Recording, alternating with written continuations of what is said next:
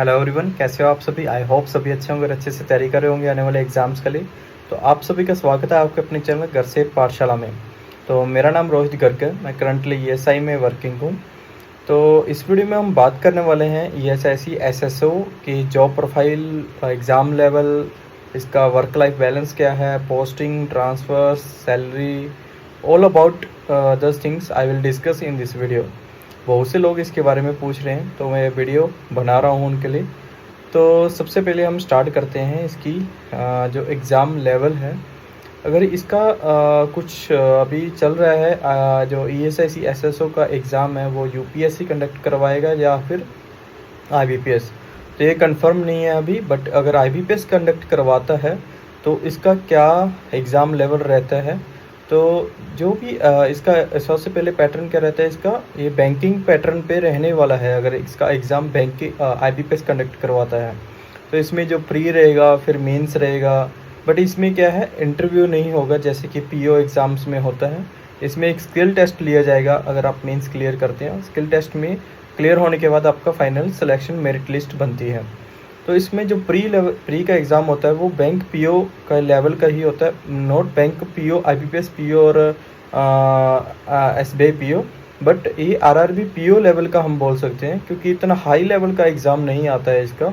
But RRB PO level का हम बोल सकते हैं कि आरआरबी पीओ लेवल का इसका जो प्री एग्ज़ाम है वो रहता है।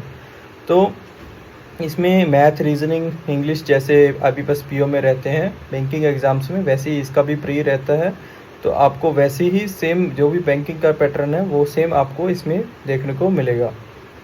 और मेंस की बात करें, अगर आप क्लियर करते हैं प्री तो मेंस होगा।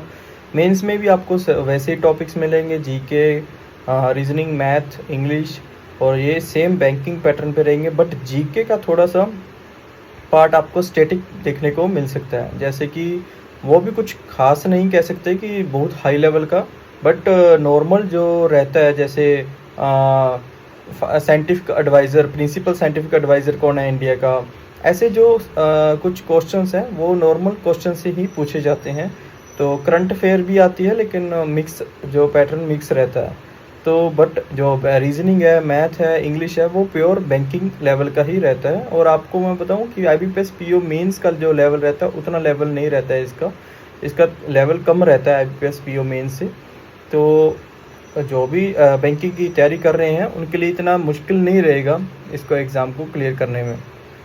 तो ये थी मेंस की बात। अगर आपका मेंस क्लियर होता है तो आपके इसके बाद आपका स्किल टेस्ट होगा। स्किल टेस्ट में क्या रहता है, आपको कुछ जैसे ऐसे लेटर लिखने को बोलते हो, तो वो सब एक टाइपिंग स्पीड का भी रहता है, तो स्पीड का चेक होता है। तो वो सब हो जाता है, अगर मेंस क्लियर करते हो तो आप प्रैक्टिस करेंगे तो हो जाएगा, उसमें ज़्यादा प्रॉब्लम नहीं रहता है। बट उसके बाद जो एक मेरिट लिस्ट बनती है, अगर उसमें आपके मार्क्स, मेंस में मार्क्स अच्छे हैं तो आपका मेरिट लिस्ट में भी नाम आ गया तो आप सेलेक्टेड हैं एज ए एसएसओ।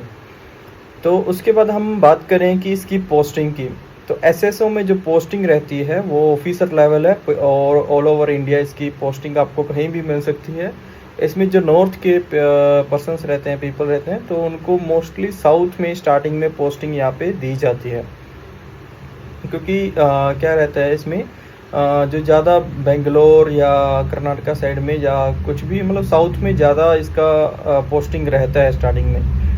तो पोस्टिंग का हो गया, आपको पोस्टिंग स्टार्टिंग में कहीं भी मिल सकता है, ऑल ओवर इंडिया इसका पोस्टिंग रहता है, ज़रूरी नहीं है साउथ में, कहीं भी मिल सकता है आपको पोस्टिंग ऑल ओवर इंडिया।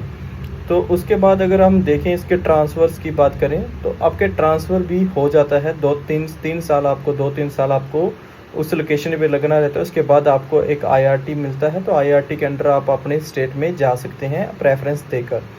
तो उसमें कुछ ज़्यादा नहीं है, स्टार्टिंग में आपको 2-3 साल बाहर रहना पड़ेगा, अगर आप चाहें तो दूसरी आईआरटी आने पे अपने स्टेट में वापस जा सकते हैं। और जब आपका आईआरटी में आपका ट्रांसफ़र होगा तो आप जहाँ पे भी रहेंगे अपने होम स्टेट में 7 साल के लिए आपको वहीं पे रहने को मिलेगा। बट उसके बाद फिर आपको ट्रांसफ़र में भी मिल सकता है। तो ये थी ट्रांसफ़र पॉलिसी के बारे में। और हम वर्क लाइफ बैलेंस के बारे में बात करें तो वर्क लाइफ बैलेंस अच्छा रहता है ईएसआई में, आपको कुछ परेशानी नहीं होती है। इसमें क्या है, आरओ रहते हैं, सब आरओ, रीजनल ऑफिस, सब रीजनल ऑफिस, हॉस्पिटल्स इनमें आपकी पोस्टिंग होती है। अगर हॉस्पिटल में आपकी पोस्टिंग होती है तो आपको ऑफिस सुपरिटेंडेंट बनाया जाता है, और RO SRO में आप SSO एज SSO आपको काम करते हैं। तो इसमें क्या रहता है, हॉस्पिटल्स में सैटरडे को हाफ डे रहता है और संडे को लीव। तो और RO SRO में क्या रहता है, सैटरडे और संडे बोथ आपको लीव रहता है, तो 5 डेज़ वर्किंग रहता है उसमें। तो वर्क लाइफ इतना वर्क प्रेशर इसमें ESI में इतना वर्क प्रेशर आपको नहीं मिलेगा, जैसा कि बैंकिंग एग्ज़ाम्स में आप बैंकिंग PO को मिलता है। इतना वर्क प्रेशर यहाँ पे नहीं है, तो आप आराम से अपना जो है पर्सनल लाइफ भी एंजॉय कर सकते हैं। और तो ये था वर्क लाइफ बैलेंस, आपको कोई परेशानी नहीं आने वाली है इसमें। और इसमें प्रमोशंस की बात करें तो अच्छी इसमें प्रमोशन है कि आप अगर SSO बनकर अगर आप ESI में ज्वाइन करते हैं तो आपको क्या है, SSO के बाद का प्रमोशन है AD, असिस्टेंट डायरेक्टर। तो आप इसके बाद सीधा असिस्टेंट डायरेक्टर बनते हैं SSO के बाद। तो उसके बाद हम बात करें इसकी सैलरी की, जो कि बहुत से लोग जानना चाहते हैं कि SSO को क्या सैलरी मिलती है। तो मैं बताऊं कि SSO में जो सरकारी जो 7th पे कमीशन अभी सेंट्रल गवर्नमेंट का चल रहा है, उसके अकॉर्डिंग 85,000 इसका ग्रोस सैलरी रहता है। तो इसका ग्रोस सैलरी मैंने बोला आपको 85,000 रहता है। उसमें कुछ डिडक्शंस होती हैं, जैसे NPS की हो गई, टैक्स हो गया, और PF हो गया, PF अगर आप डिडक्ट करवा रहे हैं तो वो हो गया, और अगर इसमें प्रोफेशनल टैक्स हो गया वो सब, और ESI स्कीम में अगर आप एनरोल हैं तो उसका एक्सपेंस सब डिडक्ट करने के बाद आपको 75,000 के अराउंड आपको मिल जाता है, 72 और 75,000 के अराउंड इन हैंड। तो यही थी SSO की सैलरी के बारे में। मोस्टली मैंने सभी टॉपिक्स जो है आपके कवर कर दिए हैं इसमें। अगर कुछ भी और डाउट है आपका इस पोस्टिंग के रिगार्डिंग, कमेंट सेक्शन में आप पूछ सकते हैं, मैं उनका रिप्लाई ज़रूर करूँगा। तो मिलते हैं नेक्स्ट वीडियो में। वीडियो अच्छा लगे तो प्लीज़ वीडियो को लाइक शेयर ज़रूर करिएगा। Thanks for watching.